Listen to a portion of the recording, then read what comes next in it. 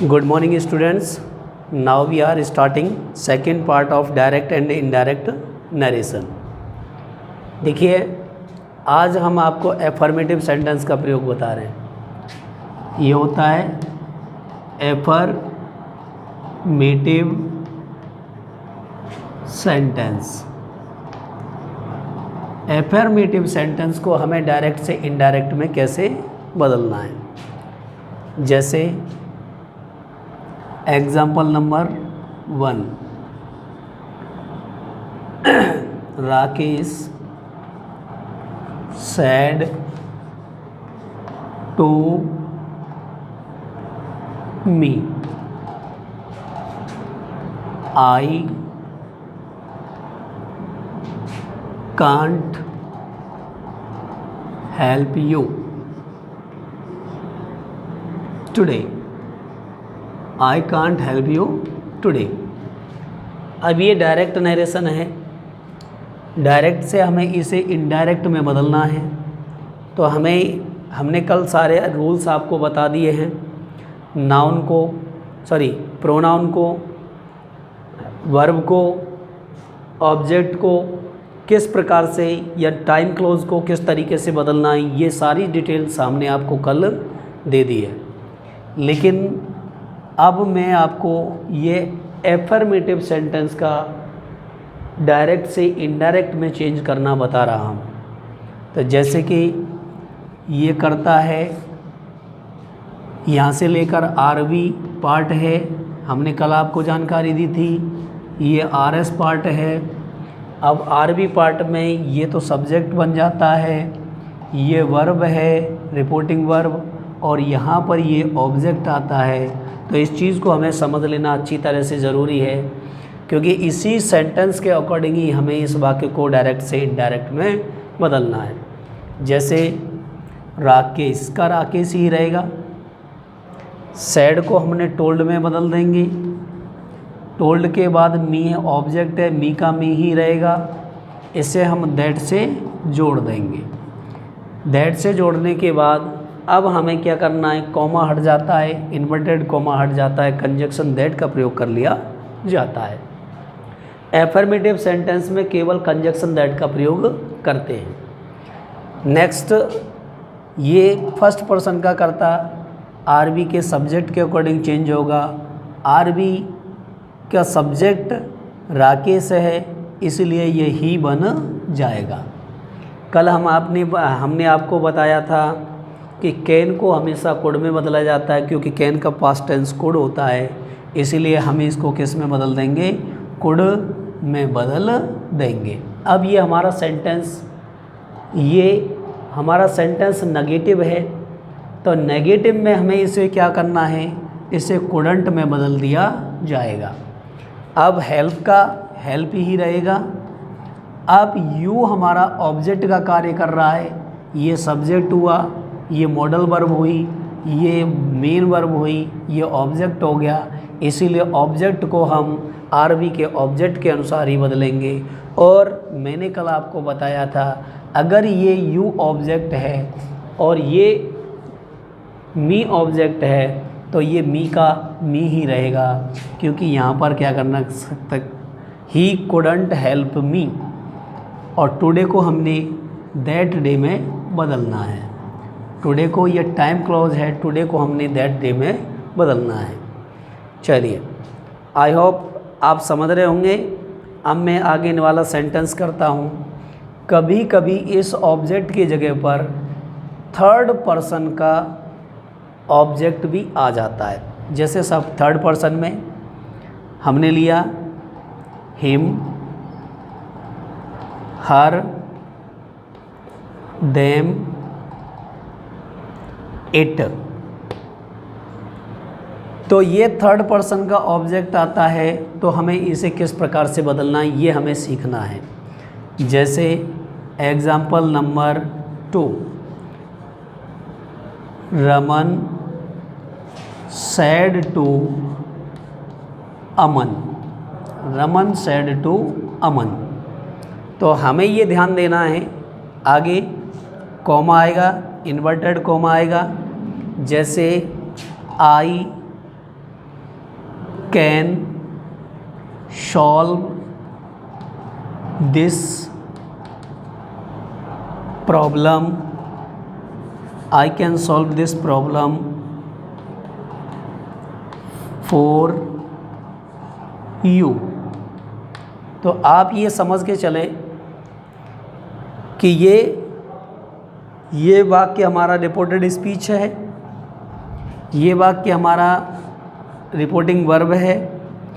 हमें इस चीज़ को देखना है कि इसमें रिपोर्टिंग वर्ब में सब्जेक्ट भी थर्ड पर्सन का है और रिपोर्टिंग वर्ब में ऑब्जेक्ट भी थर्ड पर्सन का है।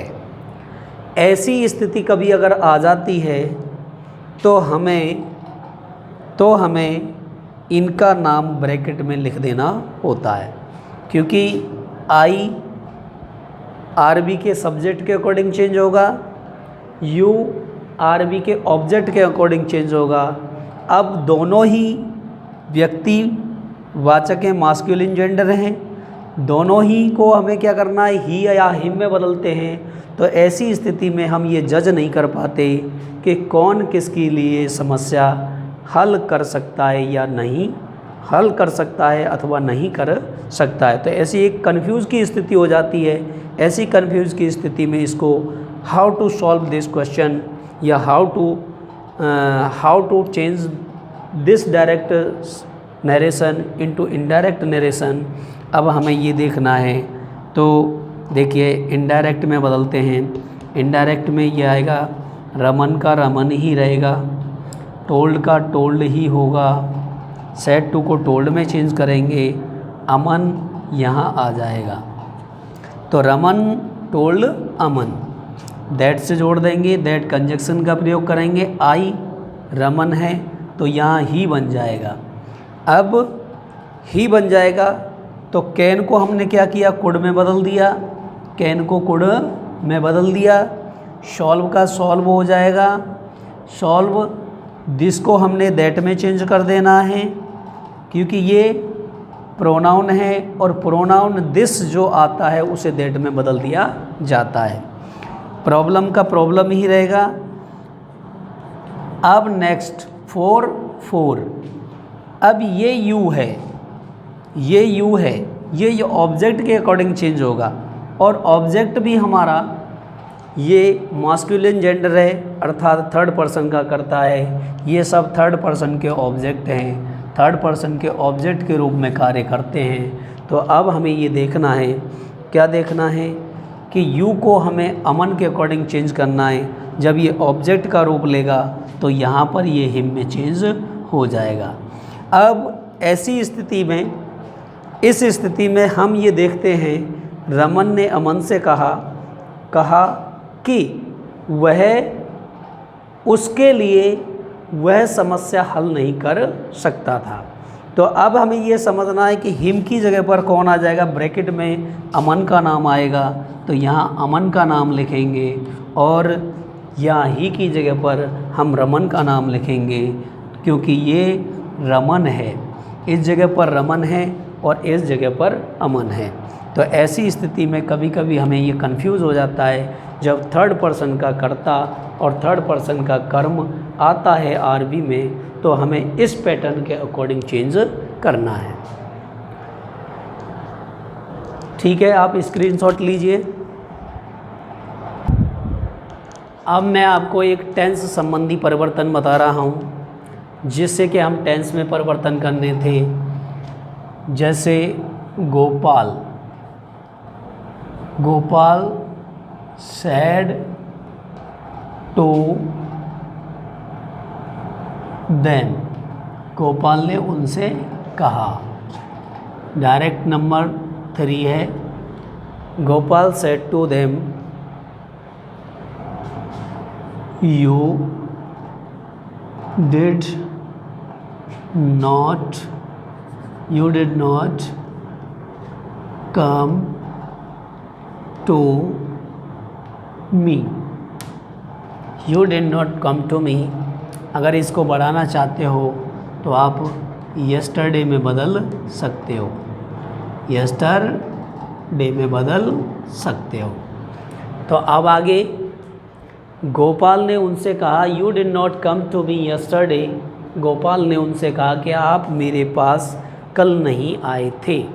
तो अब हमें ये देखना है कि ये सेंटेंस कौन सा है, हमारा पास्ट इंडेफिनिट।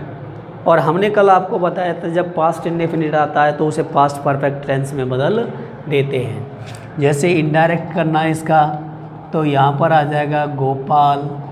गोपाल के बाद सेड टू को हमने टोल्ड में बदलना है। टोल्ड के बाद देम का देम ही होगा। अब इसको दैट कंजक्शन से जोड़ना है। यू है, यू हमारे ऑब्जेक्ट के अनुसार चेंज होगा, तो सब्जेक्ट क्या बन जाएगा, ये दे बन जाएगा। अब डिड नॉट आएगा तो यहाँ पर क्या आ जाएगा, हैड आ जाएगा, नॉट आ जाएगा। अब कम का कम ही रहेगा, कम टू। अब ये मी, ये फर्स्ट पर्सन का करता है, मी फर्स्ट पर्सन का करता है, तो ये किसके अनुसार चेंज होगा, अर्थात ये गोपाल के अनुसार चेंज होगा, यानी रिपोर्टिंग वर्ब के सब्जेक्ट के अकॉर्डिंग चेंज होगा। अब कल मैंने आपको बताया था, फिर भी मैं आपको बता देता हूँ। जैसे गोपाल को हमने ही मान लिया, इसका ऑब्जेक्ट होता है हिम और पॉजिटिव केस होता है हिज। तो ऑब्जेक्ट मी है, इसका सब्जेक्ट आई होगा और इसका पॉजिटिव केस माई होगा। तो हमें किस में बदलना है, गोपाल को हमने ही माना तो गोपाल का ऑब्जेक्ट हिम होगा। उसी तरह से मी को हमें किस में बदल देना है, हिम में बदल देना है। मी को हिम में बदल देना है। अब ये टाइम क्लॉज आता है। यस्टरडे को हमने द प्रीवियस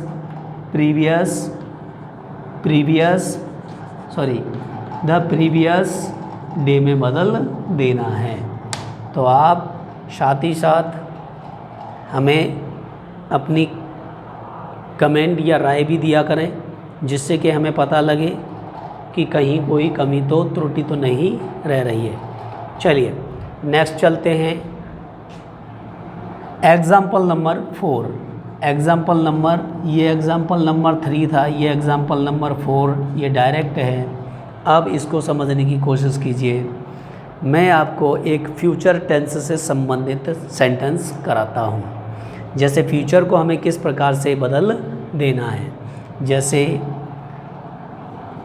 क्षमा, क्षमा सैड टू हर ब्रदर। क्षमा ने अपने भाई से कहा, क्या कहा, देखिए आई विल या I shall not, I shall not help, I shall not help you tomorrow, tomorrow, I shall not help you tomorrow। तो देखिए इसे डायरेक्ट से इनडायरेक्ट में बदलना है, तो यहाँ क्षमा का क्षमा ही रहेगा, सैड को टोल्ड में बदल दिया जाएगा। टोल्ड में बदलने के बाद यहाँ हर आ जाएगा, हर ब्रदर आ जाएगा। हर ब्रदर के बाद ये कॉमा, इन्वर्टेड कॉमा हटेगा, कंजक्शन दैट से जोड़ दिया जाएगा। जोड़ने के बाद आई सब्जेक्ट है इसमें, ये सब्जेक्ट के अकॉर्डिंग चेंज होगा क्षमा के अनुसार। क्षमा फेमिनाइन जेंडर है और थर्ड पर्सन का कर्ता है। थर्ड पर्सन का कर्ता होने के लिए क्षमा को हमने क्या मान लिया, शी मान लिया। तो इसको हम क्या करेंगे, इसे हम सी में चेंज कर देंगे, इसे हम सी में चेंज कर देंगे। अब सी के साथ फ्यूचर टेंस में कर्ता आई वी के साथ, आई और वी के साथ तो हमें क्या करना है, फ्यूचर टेंस में शैल का प्रयोग करना है और अदर्स जो सब्जेक्ट आते हैं उनके साथ विल का प्रयोग करना है। विल का प्रयोग करना है तो हमें फ्यूचर टेंस में शैल को शुड में चेंज करना होता है और विल को वुड में चेंज करना होता है। तो इस चीज़ को हमें समझ के चलना होगा। तो सी के साथ क्या आ जाएगा, वुड का प्रयोग हो जाएगा। वुड के बाद नॉट का नॉट ही रहेगा, हेल्प का हेल्प हो जाएगा। हेल्प के बाद यू कौन है यहाँ पर समझ लेंगे। अब यू कौन है यहाँ पर, ये ऑब्जेक्ट का कार्य कर रहा है। ऑब्जेक्ट इसके अपने भाई के अकॉर्डिंग होगा, और भाई कौन है यानी मास्कुलिन जेंडर है, तो उसे भी हम क्या मान लेंगे, ही मान लेंगे। ये सब्जेक्ट रूप है, हिम इसका ऑब्जेक्ट रूप है, ये मैं कई बार बता चुका हूँ। और पॉजिटिव केस इसका हिज है, ये पीसी कहलाता है। तो इसीलिए इसे हर ब्रदर को हम किस में बदल देंगे, हर ब्रदर को क्षमा told her brother that she would not help him tomorrow को, ये टाइम क्लॉज है। इस टाइम क्लॉज को हमने क्या करना है, इस टाइम क्लॉज को हमें द फॉलोइंग डे में चेंज कर देना है। तो यहाँ पर क्या हो जाएगा, द फॉलोइंग डे में चेंज हो जाएगा, द फॉलोइंग डे में चेंज हो जाएगा। तो ये आई होप, मुझे उम्मीद है कि आप अच्छी तरीके से समझ रहे होंगे और इसका एक स्क्रीनशॉट ले सकते हैं ताकि आप अच्छी तरीके से इसका रिवीजन कर सकें। हेलो फ्रेंड, हेलो स्टूडेंट्स, अब हम सेकंड सेंटेंस लेके चलते हैं, क्योंकि हमने अभी डायरेक्ट इनडायरेक्ट में 5 प्रकार के सेंटेंस होते हैं, ये हमने आपको बताया नहीं, लेकिन फिर भी हम प्रत्येक सेंटेंस के अकॉर्डिंग आपको लिखा दे रहे हैं। अब ये हमारा दूसरा सेंटेंस आता है, इसे कहते हैं हम interrogative sentence. Interrogative sentence, interrogative sentence में हमें प्रश्नवाचक देखने को मिलता है, जिसमें कर्ता से प्रश्न किया जाता है। जब कर्ता से प्रश्न किया जाता है तो ये प्रश्नवाचक वाक्य 3 प्रकार से आरंभ होते हैं, और वो 3 प्रकार से कैसे आरंभ होते हैं ये देख लेना है। यहाँ पहला रूल एक समझ लेना है हमें। यहाँ फर्स्ट रूल है, वाक्य रिपोर्टिंग वर्ब का, यानी रूल नंबर 1, रिपोर्टेड स्पीच का सेंटेंस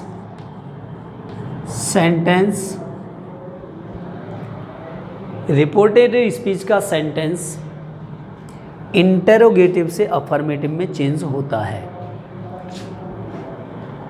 इंटेरोगेटिव से रिपोर्टेड स्पीच का सेंटेंस इंटेरोगेटिव सेंटेंस से एफर्मेटिव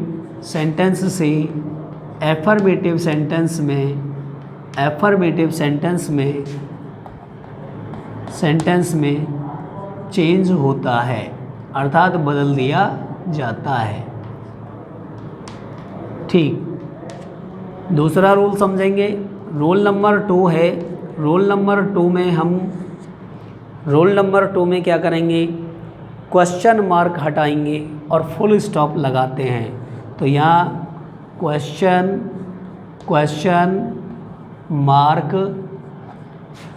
मार्क हटाते हैं और फुल स्टॉप पूर्ण विराम लगाते हैं। रोल नंबर 3 है इसमें रोल नंबर 3 है। रोल नंबर 3 में समझना क्या है कि देखिए, मेजर बात तो ये थी, रिपोर्टेड स्पीच का सेंटेंस इंटेरोगेटिव सेंटेंस से अफर्मेटिव सेंटेंस में चेंज होता है। क्वेश्चन मार्क हटा देते हैं और फुल स्टॉप लगा देते हैं। तीसरे नंबर पर रिपोर्टिंग वर्ब को निम्न प्रकार बदलते हैं। तो निम्न प्रकार कैसे बदला जाता है, बदलते हैं। तो इसमें रिपोर्टिंग वर्ब कौन सी बदली जाएगी, जैसे हमारा सैड टू को आस्क्ड में बदल देंगे, या हमारा सैड है, सैड को भी हम आस्क्ड में बदल देते हैं, या फिर सैड टू या सैड आ जाता है, कभी कभी सैड टू या सैड आ जाता है, तो हम इसे कभी कभी इंक्वायर्ड में बदल देते हैं। इंक्वायर्ड का मतलब होता है पूछताछ करना। जब किसी अधिकारी के द्वारा किसी आम पब्लिक से कोई जानकारी ली जाती है तो वहाँ उसे पूछताछ करना कहा जाता है। तो इसका मतलब क्या हो जाएगा, यहाँ इंक्वायर्ड हो जाएगा, यहाँ इंक्वायर्ड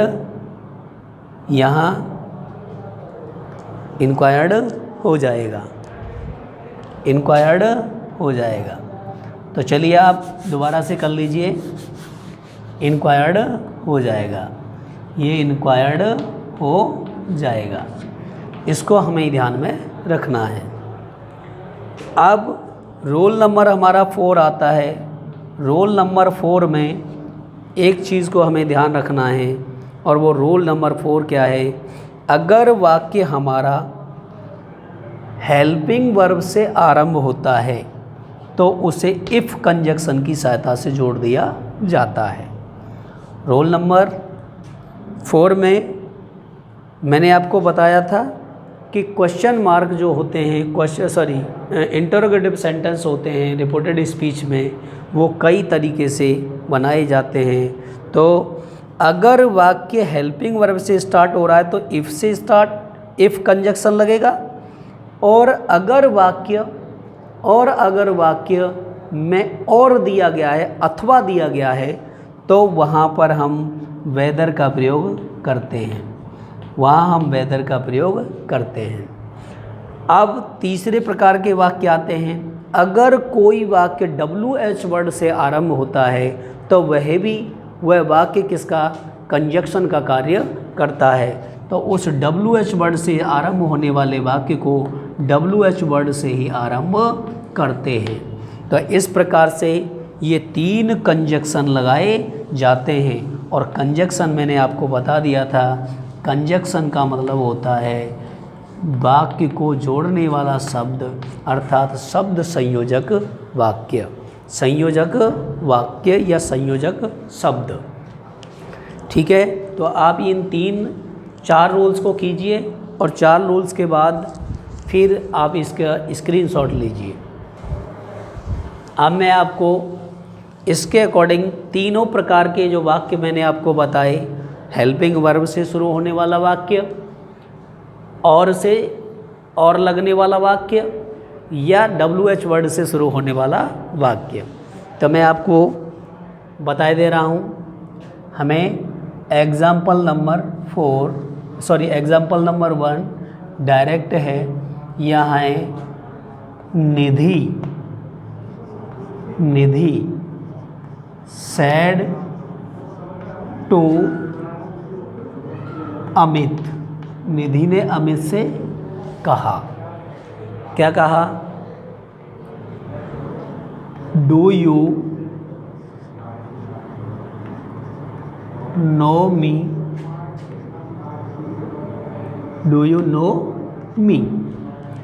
तो स्टूडेंट्स, हमने आपको बताया था कि देखिए यहाँ से आगे चलते हैं तो ये हमारा रिपोर्टिंग वर्ब है, और ये पार्ट हमारा रिपोर्टेड स्पीच है। कॉमा से बिफोर आए वाक्य उसे हमें क्या कहना है, रिपोर्टिंग वर्ब कहना है, और जो इन्वर्टेड कॉमा में दिया है वो उसे रिपोर्टेड स्पीच कहना है, क्योंकि मैं ये दोबारा से आपको रिपीट कर रहा हूँ। फिर भी चलिए देखिए आगे इसे डायरेक्ट से इनडायरेक्ट में कैसे बदलना है। डायरेक्ट से इनडायरेक्ट में बदलने के लिए अब आप देखिए, इसमें ये वाक्य हेल्पिंग वर्ब से स्टार्ट होता है। हेल्पिंग वर्ब से स्टार्ट होता है तो मैंने आपको 3 कंजक्शन बताई, इफ़, वेदर और WH वर्ड। तो ये हेल्पिंग वर्ब से स्टार्ट होने वाला वाक्य है, तो इसमें हमें क्या करना है, कंजक्शन इफ़ का प्रयोग करना है। जैसे समझ लेंगे, यहाँ आता है निधि, ये आ गया निधि, सैड को हमने किस में बदल दिया, आस्क्ड में बदल दिया। अमित ही रहेगा। अब निधि आस्क्ड अमित, अब इसको हमने हेल्पिंग वर्ब से जोड़ा तो किस से जोड़ दिया जाएगा, इफ से। अब ये देखिए सेकंड पर्सन का कर्ता है, सेकंड पर्सन का कर्ता हमें आरवी के ऑब्जेक्ट के अनुसार चेंज करना है, तो अमित कौन है यहाँ पर, ही। अब ये वाक्य देखिए, ये वाक्य है वर्ब की फर्स्ट फॉर्म है और वर्ब की फर्स्ट फॉर्म जो है चेंज होगी वर्ब की सेकंड फॉर्म में। तो यहाँ पर क्या हो जाता है, हमें इसे वर्ब की सेकंड फॉर्म में बदल देना है। अब नेक्स्ट, ये इसका ऑब्जेक्ट है, ये ऑब्जेक्ट हमारे ये फर्स्ट पर्सन का ऑब्जेक्ट है और ये मैंने आपको पहले भी बताया था, ये आरबी के सब्जेक्ट के अकॉर्डिंग बदलेगा। और निधि कौन है, सी है। निधि का ऑब्जेक्ट क्या होगा, हर होगा। निधि का ऑब्जेक्ट क्या होगा, हर होगा। इसीलिए हमें यहाँ पर क्या कर देना है, हर लगा देना है, हर लगा देना है। तो Nidhi asked Amit if he knew her, Nidhi ने अमित से पूछा क्या वह उसे जानता था। तो इसीलिए ये हमारा यहाँ क्वेश्चन मार्क लगा हुआ है, ये फुल स्टॉप में चेंज हो जाएगा। ये क्वेश्चन मार्क जो लगा था वो हमने फुल स्टॉप में चेंज कर दिया है। अब मैं आपको सेकंड एग्जाम्पल बता रहा हूँ, एग्जाम्पल नंबर 2। जिस वाक्य में और दिया जाता है, जिस वाक्य में और दिया जाता है उसमें विकल्प होता है, और जिस वाक्य में विकल्प होता है वहाँ हम कंजक्शन अधिकतर वेदर का प्रयोग ही करते हैं। जैसे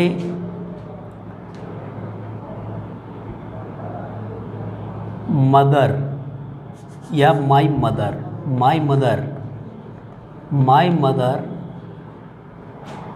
सेड टू द गेस्ट।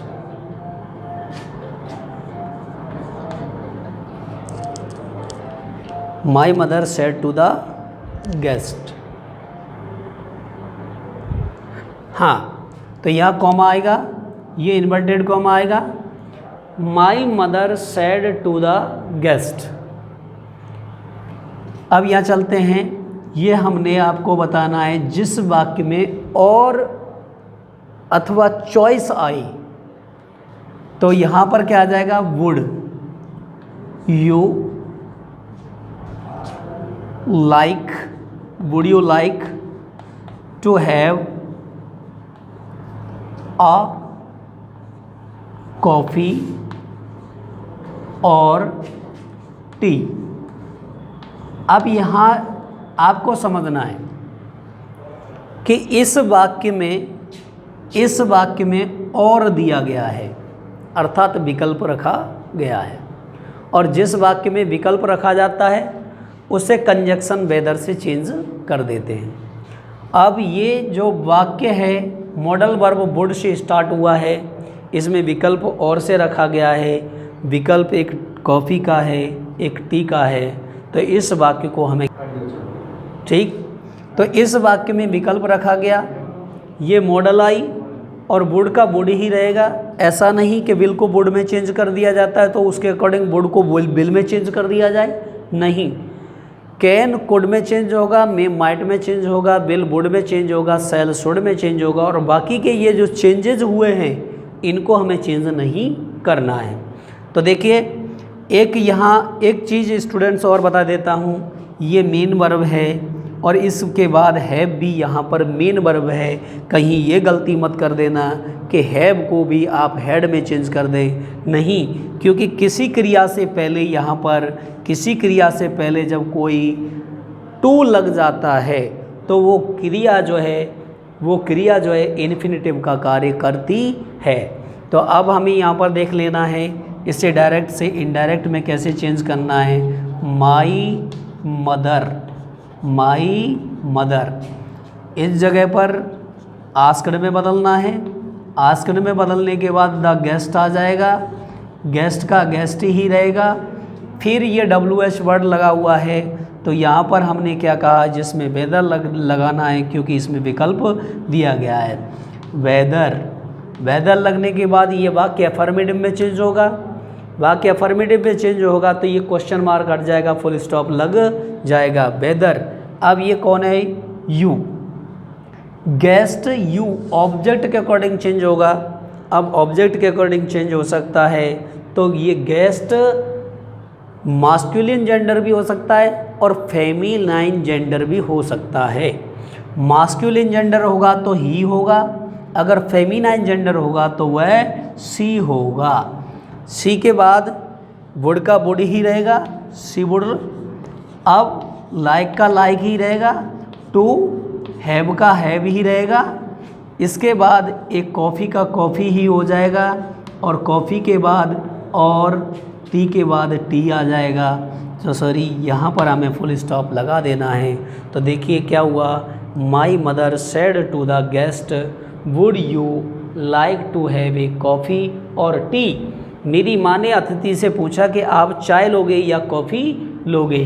तो my mother asked the guest, मेरी माँ ने अतिथि से पूछा whether she would like to have a coffee और टी, कि वो चाय लेगी या कॉफ़ी लेगी, या वह चाय लेगा या कॉफ़ी लेगा। चलिए अब एग्जाम्पल नंबर 3। तो यहाँ हेल्पिंग वर्ब से स्टार्ट हुआ, इसमें विकल्प रखा गया। अब WH वर्ड से, जैसे my father said to me, my father said to me. अब ये WH वर्ड से why do you waste your time, आप अपना समय बर्बाद क्यों करते हो, मेरे पिता ने मुझसे पूछा। तो यहाँ पर हमें इन्वर्टेड कोमा लगा देना है, my father said to me. अब इस सेंटेंस को रिकॉग्नाइज कीजिए स्टूडेंट्स। ये डू जो लग रहा है प्रेजेंट इंडेफिनिट का टेंस है, इसे हमें पास्ट इंडेफिनिट में बदल देना होता है। तो देखिए हमें किस तरीके से चेंज करना है। हमें डायरेक्ट से इनडायरेक्ट में बदलना है। तो माई फादर आएगा, फादर के बाद सेड टू को आस्क्ड में बदलना है, आस्क्ड के बाद ये मी आएगा, मी के बाद अब यहाँ हमें ये वाई जो कंजक्शन का कार्य करेगा, क्योंकि ये WH वर्ड है, ये WH वर्ड यो की त्यों बना रहेगा। तो वाई का वाई हो गया, ये ही है, सॉरी ये यू है, यू को हमें मी के अकॉर्डिंग बदलना है। तो मैंने आपको बता दिया था ये सब्जेक्ट का कार्य कर रहा है। तो यहाँ पर क्या हो जाएगा, मी का सब्जेक्ट क्या हो जाएगा, वाई आई। ये टेंस हमारा प्रेजेंट इंडेफिनिट है, वर्ब की फर्स्ट फॉर्म सेकंड फॉर्म में चेंज हो जाएगी, वाई आई वेस्टेड। तो यहाँ पर वेस्टेड हो जाएगा, योर है, यू के साथ पजेसिव योर आता है, तो आई के साथ पजेसिव क्या आता है, my. Why I wasted my time, thank you. Full stop हटा देंगे, सॉरी क्वेश्चन मार्क हटाएंगे, फुल स्टॉप लगाएंगे। Okay sir.